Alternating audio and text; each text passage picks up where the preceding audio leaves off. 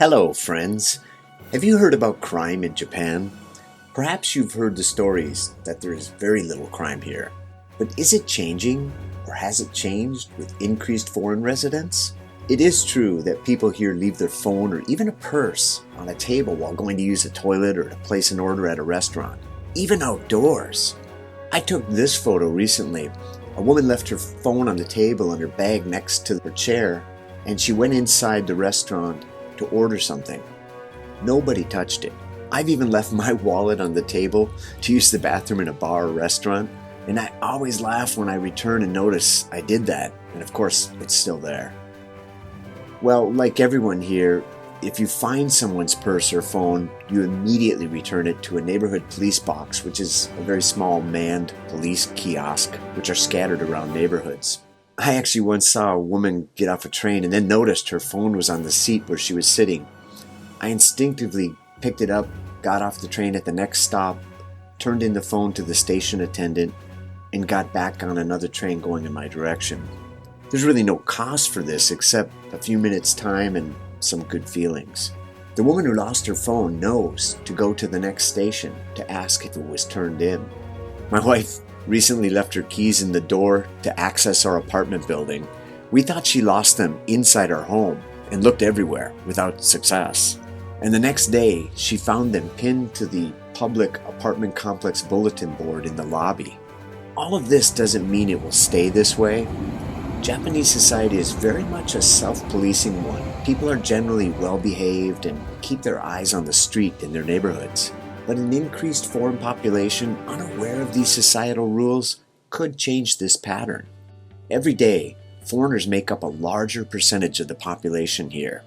And while most Japanese people are satisfied with the current level of immigration, or even increasing it a bit, some people living here, both Japanese and foreign nationals, worry that with increased immigration, it is likely that crime will also increase. Let's take a quick look at that concern. You probably know that Japan tops the world rankings for the oldest society by proportion of people over age 65. It's almost 30%. But did you know that there are about 400 less people living in Japan today than yesterday? Here's why. Today in Japan, there were about 2,870 births, and a net increase of 190 foreigners who moved here to live. But there was also about 3,569 deaths today, meaning there was a net loss of 409 people today as compared to yesterday. This means since most people in Japan are Japanese, the percentage of foreigners to Japanese increases each day. Before we look at what's happening with crime, let's look at the trend of foreigners entering Japan to live here in recent years. Since the early 90s, as Japan's immigration policies relaxed a bit, the number of foreigners in Japan has steadily increased. However, foreigners are still a very small percentage of the population here, about 2.2%. And in 2020 and 2021, foreigners here declined slightly due to restrictions and fears related to COVID-19.